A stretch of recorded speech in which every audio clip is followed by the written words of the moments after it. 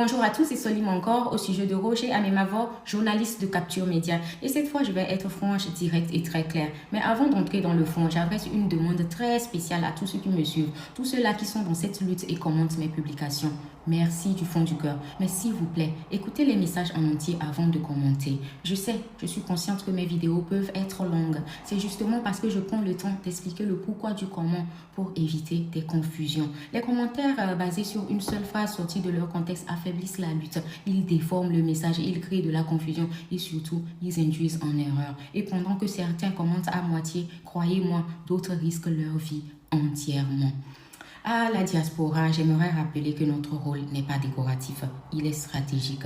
J'en appelle donc à tous les activistes de la diaspora. Notre responsabilité n'est pas d'observer, notre responsabilité est d'amplifier.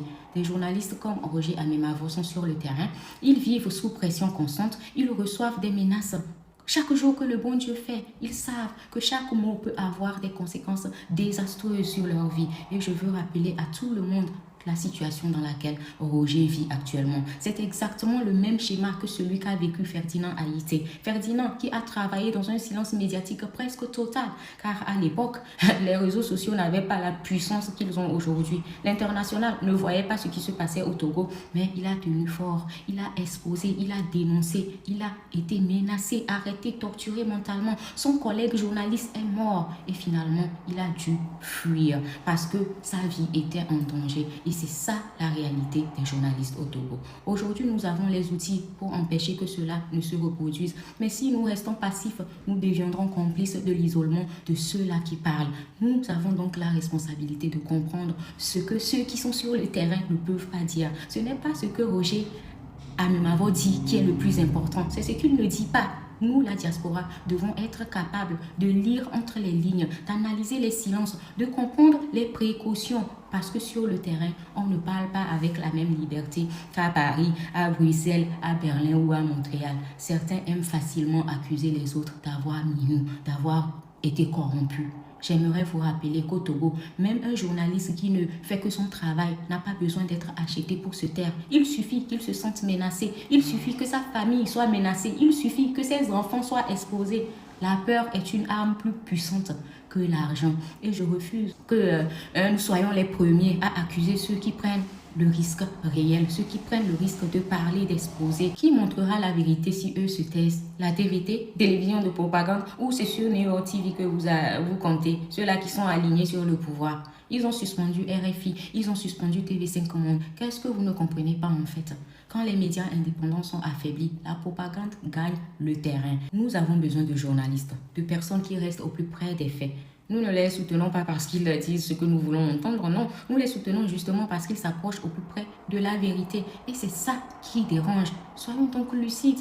Les gens ont juste écouté une seule fois Roger Amemavo dire merci au PCM et c'est fini. Ils n'ont plus rien écouté alors qu'il est très important de tout écouter pour juger.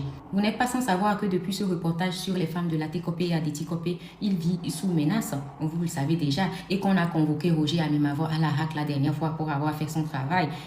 Et depuis, les menaces ne se sont pas arrêtées. Ensuite, il a été invité à la DCPJ où on lui dit que le président, le PCM s'occupe lui-même des menaces qu'il a subies, de son affaire, que le PCM en fait une affaire personnelle. Il suit le dossier personnellement. Donc si c'était vous, vous n'allez pas dire merci. C'est exactement comment le PCM dit s'occuper de l'affaire de Roger Amemavo personnellement là. C'est comme ça que j'aimerais qu'il s'occupe de l'affaire de tous les Togolais personnellement. Tous les Togolais qui n'ont pas d'eau, tous les Togolais qui veulent un boulot, tous les Togolais qui veulent une situation financière stable, des hôpitaux, des routes, tous les Togolais qui pensent qu'il n'a qu'à partir, que 20 ans ça suffit. Donc s'il s'occupe aussi de cette affaire personnellement là, qu'il en fasse des peines des Togolais une affaire personnelle. Donc dites-moi, si aujourd'hui Faure Essozinna Gnassingbé décide de démissionner là, on ne va pas lui dire merci. On va lui dire merci. On va lui dire merci du plus profond de notre âme. Nous tous, on lui dira merci.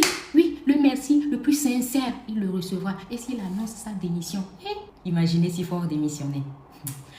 Revenons sur le sujet principal. Si demain, Madame Nyakate sort de la prison et remercie le pouvoir, allons-nous l'accuser? Non, je ne pense pas. Parce que nous sommes capables de comprendre qu'un système peut te mettre dans une situation où tu remercies simplement parce qu'on t'a laissé vivre. Cela ne signifie pas que la pression n'existe pas. Ça ne signifie pas que la menace n'est pas réelle. Il faut arrêter d'être naïf ou superficiel, s'il vous plaît. Le silence n'est plus une option. Donc, j'en appelle aussi à tous les membres du M66. Nous ne pouvons pas rester silencieux sur les dossiers des prisonniers politiques. Nous ne pouvons pas rester silencieux sur le dossier Tayo. Le gouvernement doit nous dire où est Tayo. Le tapage que nous avons fait pour Amron doit continuer pour tous les autres. On ne peut pas crier un jour et disparaître le lendemain. On ne peut pas prendre des vacances pendant que d'autres vivent sous pression ou torture permanente. On ne peut pas abandonner ceux qui sont sur le terrain. Ils comptent sur nous la diaspora, parce que nous sommes complémentaires. Quand ça devient médiatique, eh bien, vous avez vu, ils réagissent. Nous avons déjà vu ce que ça produit d'ailleurs. Quand ça crie, quand ça devient viral, quand l'international regarde, ils répondent. Alors amplifions, partageons, interpellons, écrivons, mobilisons-nous. Nous avons une liberté que ceux qui sont sur le terrain n'ont pas. Ne pas l'utiliser serait une faute morale qui va nous coûter très cher. D'ailleurs, elle nous coûte déjà trop. Ceux qui sont sur le terrain prennent les risques. Nous devons être la puissance derrière eux. Ne soyez pas les premiers à accuser. Soyez les premiers à comprendre. Ne soyez pas les premiers à soupçonner. Soyez les premiers à amplifier. Lisez au-delà des mots. Entre les mots, les non-dits disent même souvent plus que ce qu'on entend. Croyez-moi. Comprenez au-delà des formules. Soutenez au-delà des émotions. Parce que si nous échouons à protéger ceux qui exposent la vérité, demain il ne restera que le silence. Et dans le silence, la propagande prospère.